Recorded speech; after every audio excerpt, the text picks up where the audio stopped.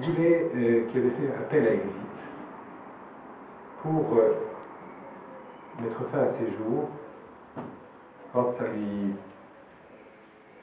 n'avait plus de sens, elle souffrait, pas terriblement, mais enfin elle se sentait dans une certaine forme de déchéance, etc. Elle n'avait plus de sens à la vie, etc. Et puis, comme elle avait fait appel à un de ses neveux pour l'aider à mettre fin à sa vie, il est venu me voir. Et il m'a dit, écoutez, elle vous respecte, elle est prête à vous parler, si vous pouvez aller la voir. J'en ai déjà parlé ici ou pas? Non. Alors, je suis allé à 2 reprises, on a discuté très longtemps. Et au lieu de lui dire, la norme dans le judaïsme, c'est que la vie ne nous appartient pas et qu'on n'a pas le droit de porter atteinte à sa vie parce que ça ne nous appartient pas. Et parce qu'à chaque moment de la vie, je dois lui donner sens, etc. Au lieu de lui dire la loi. Bien sûr, en filigrane, je lui dis la loi. Mais ce que j'essaie de faire, c'est de montrer combien chaque instant de la vie peut nous faire accéder à l'éternité. Et qu'il n'y a pas d'instant plus important que l'autre. Et que la fin de vie n'est pas moins importante que le début de la vie. Et que très souvent, la fin de vie est beaucoup plus importante que le milieu de vie. Et la fin, etc. C'est-à-dire de lui montrer que chaque instant est une chance infinie. J'ai essayé, non pas de dire de la norme, mais donner du sens pour que la norme puisse apparaître dans la conscience. C'est comme ça que je vois le pouvoir, entre guillemets, religieux. Le pouvoir religieux, c'est pour ça que je mets des guillemets, parce que je n'y crois pas, pouvoir religieux, la dimension religieuse dans la société, dans la cité, est là pour faire sens et donner du sens. Pour que la norme puisse être envisagée librement, par l'autonomie de chacun de nous. Parce que il ne s'agit pas de légiférer sur l'acharnement thérapeutique. Vous comprenez ce que je veux dire? Qu'est-ce que dit la Torah sur l'acharnement thérapeutique? Oui, non. Non, on ne parle pas comme ça.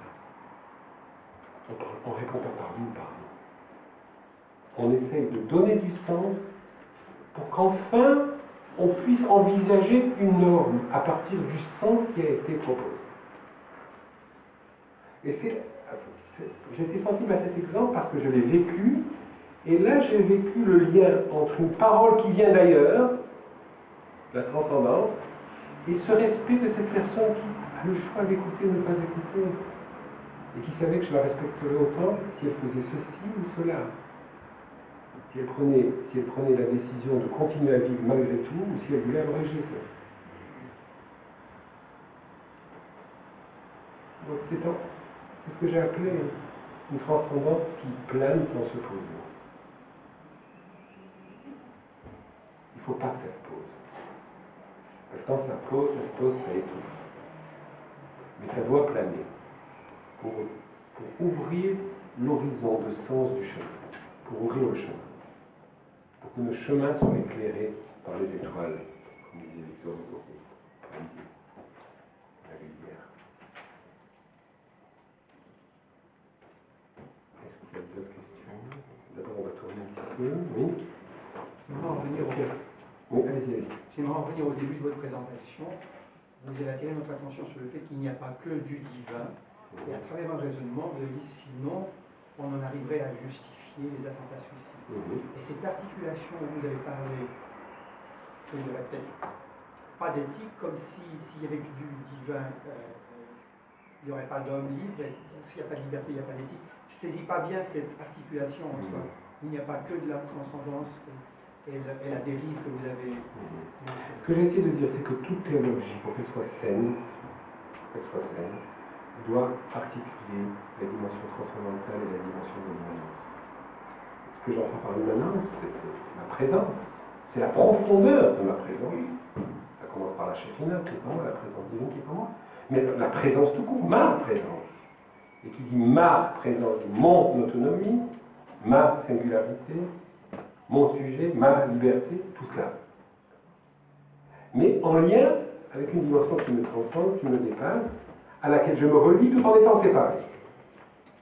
Or, si, au lieu de cultiver cette dimension immanente, présence, je ne fonde mon chemin spirituel que sur le fait d'être baigné dans une transcendance qui m'irradie, qui me submerge et dans laquelle je suis fondu,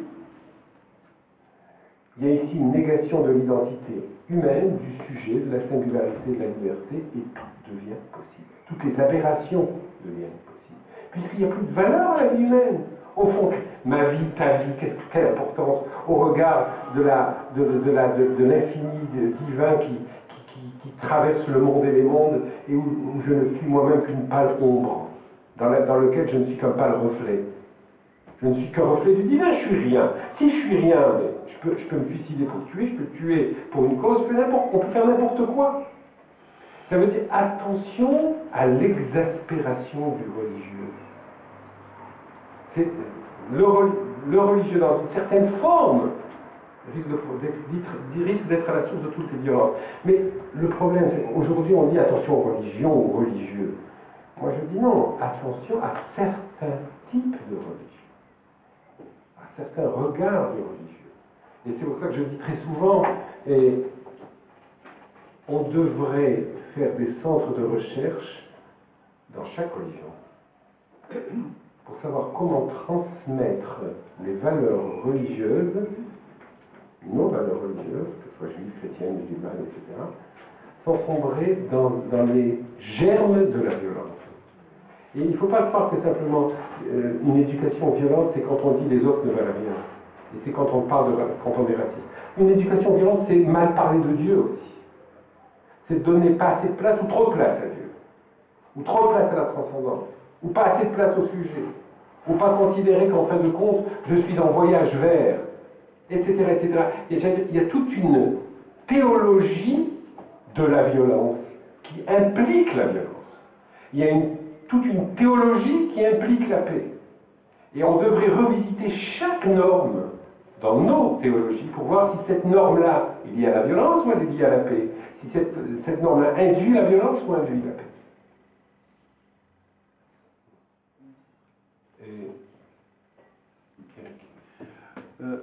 Si la fonction prophétique n'a pas disparu, existe-t-il un moyen de savoir qui est légitimement porteur de cette prophétie afin d'éviter les gourous de pourpoil?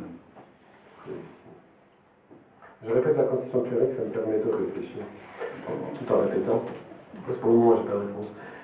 Donc Pierrick demande si la fonction prophétique n'a pas disparu, puisqu'elle est dans la sagesse, y a-t-il des moyens de vérifier qui porte en lui cette fonction prophétique pour éviter les gourous de tout poil? Là, il y a une faux. Oui.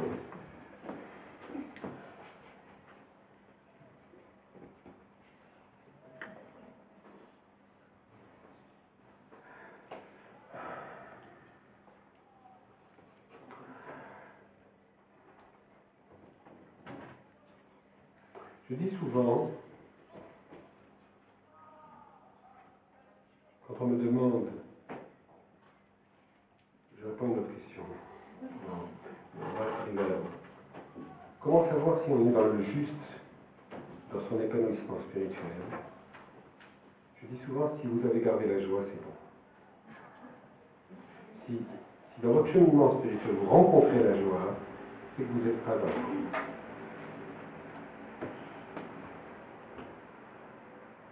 Et maintenant, ça c'est pour la question du cheminement spirituel personnel.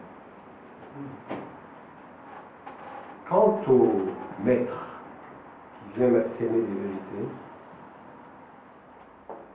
d'où sais-je qu'il me convient, qu'il est dans le vrai ou il n'est pas dans le vrai? Il peut être dans le vrai, mais il ne me convient pas.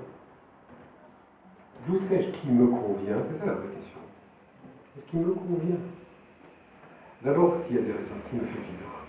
Si sa Torah, si sa pensée me fait vivre. Si je sens que ça me fait vivre, ça me fait grandir, ça ne me ratatine pas, ça ne me crispe pas, ça ne me rend pas craintif, peureux vis-à-vis des autres. Et donc, si ça me permet de découvrir l'altérité dans la joie. Remarquez ce qui se passe dans les sectes. Il n'y a pas d'altérité. On est complètement embrigadé, on a perdu le sens critique, on a peur des autres, on se ferme à la société, etc. etc. Pour moi, il y a peut-être deux critères, la joie et l'altérité. Si la parole que vous recevez vous fait vivre, vous donne de la joie profonde et vous permet d'être émerveillé devant le visage de l'autre, même quand il est différent et même quand il ne pense pas comme vous, alors vous n'avez pas affaire à un gourou. C'est peut-être pas un prophète, mais c'est pas un gourou, dans le mauvais sens du terme. Prophète. Quand j'ai dit la fonction prophétique n'a pas disparu, j'entendais par là qu'il y a une dimension de vibration de la parole prophétique qui doit rester au sein de la sagesse.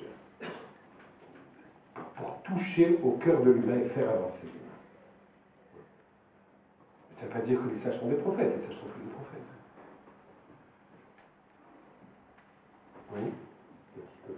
Oui, Véronique. Est-ce que votre modèle, le modèle que vous avez parlé auparavant, avec votre pouvoir, est-ce que vous considérez qu'historiquement, il peut resservir? Il aurait déjà oui. Oui. Alors vous savez, quand on pense par exemple à l'État d'Israël aujourd'hui, je ne suis pas en train de rentrer dans les débats externes, avec les Palestiniens, mais même internes. Et quand des partis religieux sont des partis politiques, et que c'est au nom de la religion qu'on fait de la politique, ça pose déjà un problème. Et quand je dis ça aux religieux en Israël, ils me disent « Oui, mais que veux-tu? Si on ne fait pas ça, on n'a plus d'existence, puisque tout sera aux mains des règles, puisqu'on n'a pas les mêmes normes. On n'est pas lié aux mêmes normes. » Donc la société israélienne aujourd'hui ne va pas du tout dans ce sens. Je ne suis pas en train de dire que... Je ne suis pas en train de vous décrire la société israélienne ici. Je décris un modèle idéal. Mais ce modèle idéal implique des valeurs communes à un peuple.